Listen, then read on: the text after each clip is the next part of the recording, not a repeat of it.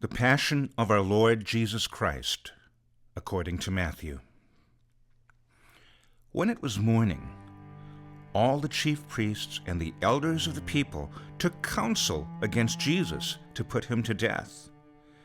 They bound him, led him away, and handed him over to Pilate, the governor. Jesus stood before Pontius Pilate, who questioned him, "Are you the king of the Jews?"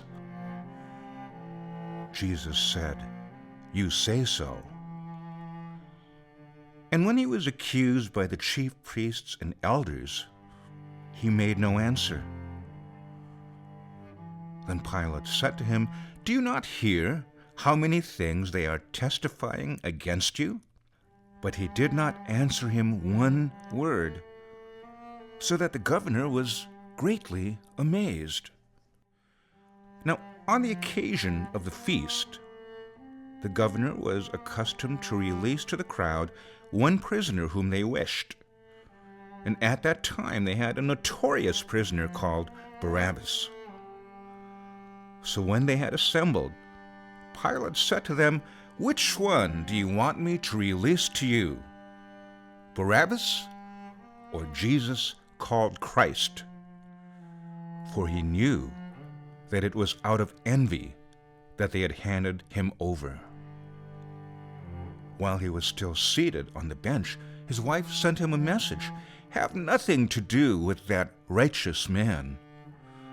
I suffered much in a dream today because of him." The chief priests and the elders persuaded the crowds to ask for Barabbas, but to destroy Jesus. The governor said to them in reply, "Which of the two do you want me to release to you?" They answered, "Barabbas." Pilate said to them, "Then what shall I do with Jesus called Christ?" They all said, "Let him be crucified." But he said, "Why? What evil has he done?" They only shouted the louder, "Let him be crucified." When Pilate saw that he was not succeeding at all, but that a riot was breaking out instead, he took water and washed his hands in the sight of the crowd, saying, "I am innocent of this man's blood. Look to it yourselves." And the whole people said in reply, "His blood be upon us and upon our children."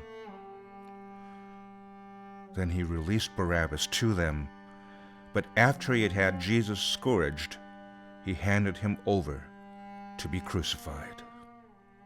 Then the soldiers of the governor took Jesus inside the praetorium and gathered the whole cohort around him. They stripped off his clothes and threw a scarlet military cloak about him.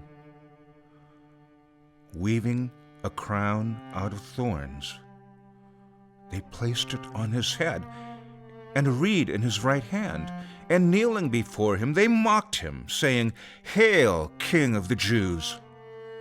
They spat upon him and took the reed and kept striking him on the head. And when they had mocked him, they stripped him of the cloak, dressed him in his own clothes, and led him off to crucify him. As they were going out, they met a Cyrenian named Simon. This man they pressed into service to carry his cross. And when they came to a place called Golgotha, which means place of the skull, they gave Jesus wine to drink mixed with gall. But when he had tasted it, he refused to drink. After they had crucified him, they divided his garments by casting lots. Then they sat down and kept watch over him there. And they placed over his head the written charge against him, "This is Jesus, the King of the Jews." 2 revolutionaries were crucified with him, one on his right and the other on his left.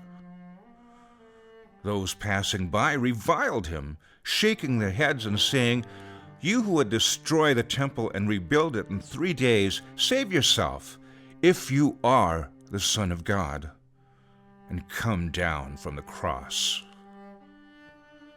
Likewise, the chief priests with the scribes and elders mocked him and said, "He saved others. He cannot save himself. So he is the King of Israel. Let him come down from the cross now, and we will believe in him." He trusted in God. Let him deliver him now if he wants him, for he said, "I am the Son of God."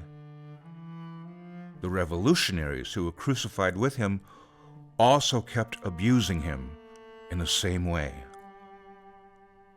From noon onward, darkness came over the whole land until 3 in the afternoon.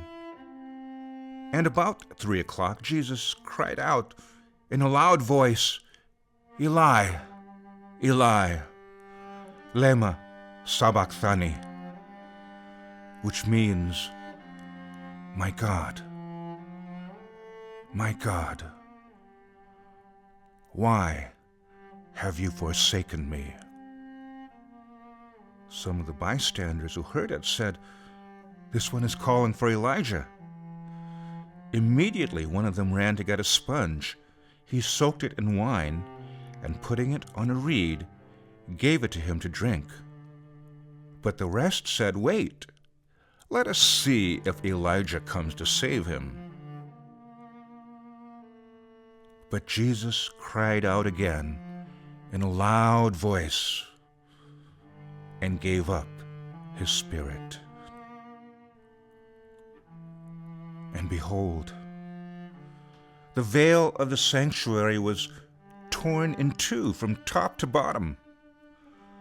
The earth quaked, rocks were split, tombs were opened, and the bodies of many saints who had fallen asleep were raised.